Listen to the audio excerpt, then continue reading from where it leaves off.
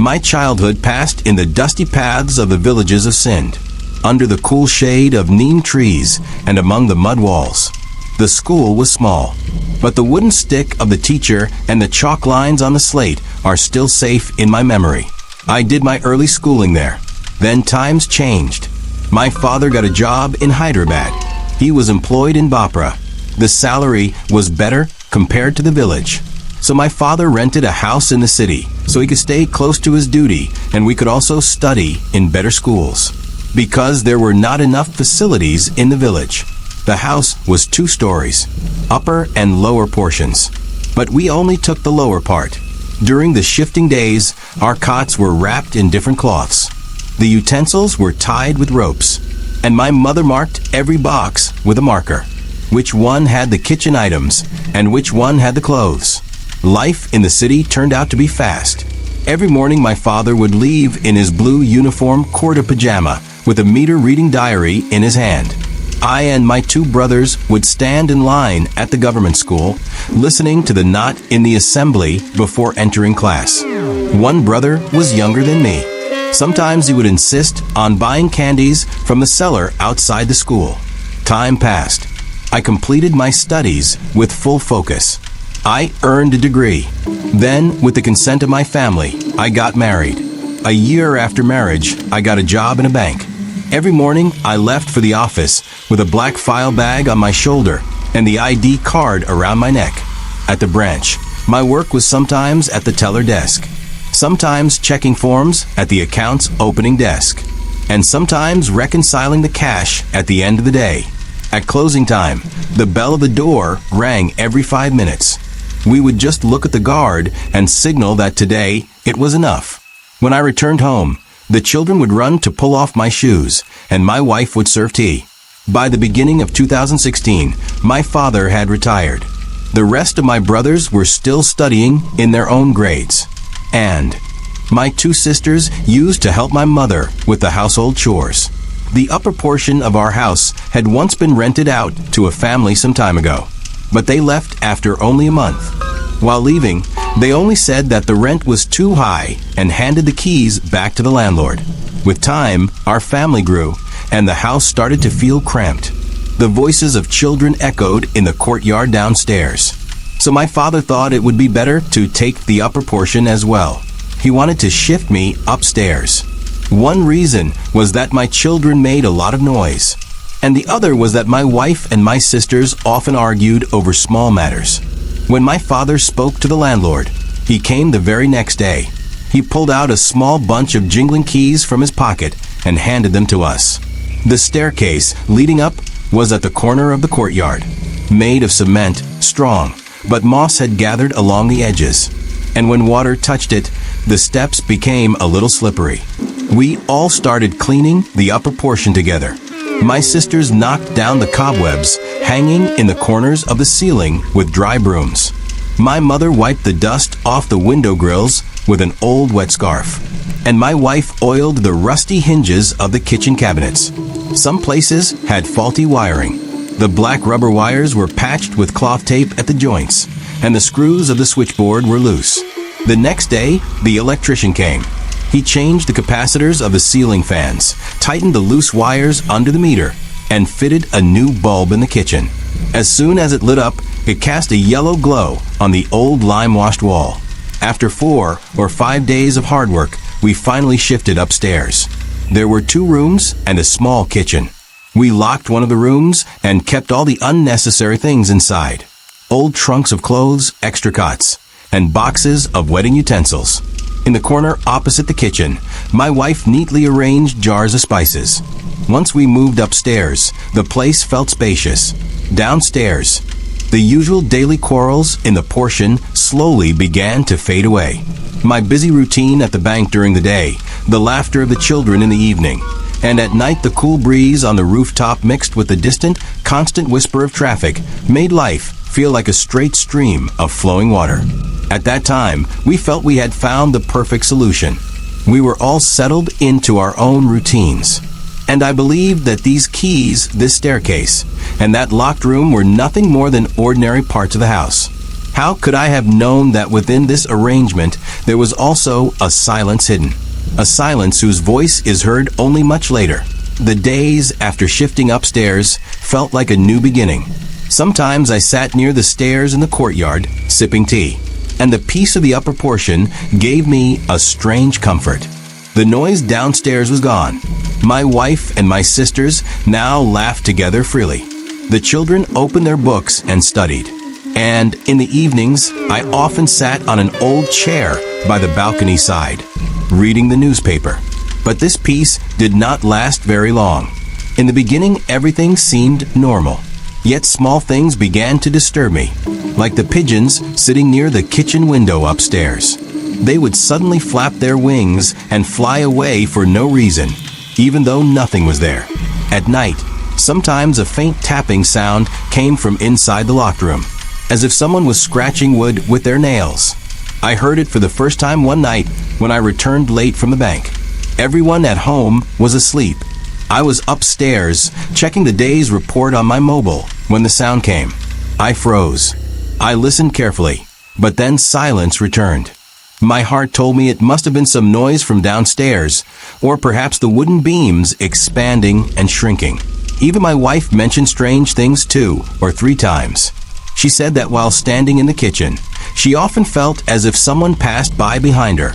Sometimes she felt like a shadow trembled across the wall of the room. I laughed it off, telling her it was all just her imagination. I told her the sunlight here was less. I told her, of course, shadows play on the walls. That must be the reason you feel like that. But in her eyes, there was always a faint trace of fear. A fear she could not hide, no matter how hard she tried. Then one day something happened. My younger son was playing in the evening when he suddenly started crying. I went into the room and he said, "Baba, that auntie was looking at me." I was shocked. I asked which auntie. He pointed straight towards the door of the locked room. I opened the door. Inside, there was only the stored household stuff. Just the smell of dust and the stale air of a closed room. Nothing else. I comforted the child and took him outside. But deep inside, a strange uneasiness began to grow in me. One night, when everyone was asleep, it was around 1 o'clock. I felt thirsty and got up to get water. I switched on the torch of my mobile and quietly opened the door. When I stepped outside, the whole portion was dark. As soon as my light fell on the locked room's door, my breath caught in my throat. It was not an ordinary woman. Her face was strangely pale, as if she had not seen the sun for many days. Her eyes were completely black, so black that it was impossible to see where the eyes ended and the skin began. Her hair was scattered, hanging over her neck as if someone had yanked them down by force. Under her nose, a faint line of dried blood had crusted. The moment my torchlight touched her, she tilted her head slightly, as if the light was painful for her. Her lips parted slowly, and from inside came a sound like a whispering hiss. But the words were unclear. I stood frozen like stone. My heartbeat pounded in my ears like explosions. My fingers trembled on the mobile, almost dropping it from my hand. She began to step forward slowly. With every step, the old wooden planks near the room's door creaked and cracked beneath her feet. I wanted to step back, but my legs felt numb. Her black eyes stared directly into mine. Suddenly, with a sharp jerk, she dropped her head down and then lifted it again, just like a hunter eyeing its prey. In that very moment, a sudden scream escaped my throat. I gathered courage. The mobile was still in my hand, and I ran straight into the room. I slammed the door shut, but my heartbeat was so fast it felt like my chest would burst. My wife woke up in panic. The children cried and asked what had happened. I only said, "Come downstairs right now." We all rushed towards the staircase. I pushed the children ahead. My wife followed behind. The moment our feet touched the stairs, the doors upstairs began banging violently, as if someone was trying with full force to break open the locked room. That woman's whispering hiss was now clearly audible, as if she was speaking right into our ears. Reaching downstairs, we shut the door tightly. My mother and father woke up in shock. Everyone started asking questions at once, but I was trembling so much that no words came out of my mouth. from upstairs. The sound of windows and doors shaking still continued. It felt as if the entire upper portion had been seized by something. My mother picked up the Quran and began reciting. My father kept saying again and again, "What is happening? Who is up there?" But I had no answer. I only knew what I had seen with my own eyes. And what I had seen was not human. None of us slept that night. When the sun finally rose, a strange stillness filled the courtyard, as if the house itself had grown weary after the chaos of the night. The swollen lines under my eyes and the terrified face of my wife said everything without words. After breakfast, my mother insisted to my father that this was no ordinary matter. My father nodded silently, and right then he decided to call the imam of the mosque in our neighborhood. By noon, the imam arrived, a man of middle age, with deep eyes and a face marked by seriousness. He listened to my father's words with great attention. Then he stepped into the house. The first thing he did was stand in the courtyard and begin to recite softly. He began his recitation. Then he asked permission to go upstairs. We all stayed behind, but my father went with him. By evening, the imam had started reciting the Quran in the upper portion. He sat near the door of the locked room for a long time. At times his voice rose loudly with the verses, and at times it became soft. We all sat downstairs, but along with his recitation, strange sounds kept reaching us from above. Sometimes it felt as if a heavy object was being dragged across the floor. Sometimes the window shook violently. My wife held my hand tightly. The children clutched to her lap, and she kept whispering the Kalma again and again. The imam continued his recitation in the mornings and evenings without pause. Days went by, but the atmosphere upstairs grew heavier with each passing day, as if even the air itself had turned stubborn. On the third day after Maghrib, the imam finally completed his recitation and came downstairs. Sweat glistened on his face and fatigue was clear, but in his eyes was a deep seriousness. He took my father aside and said, "Alhamdulillah, that thing will not trouble you anymore.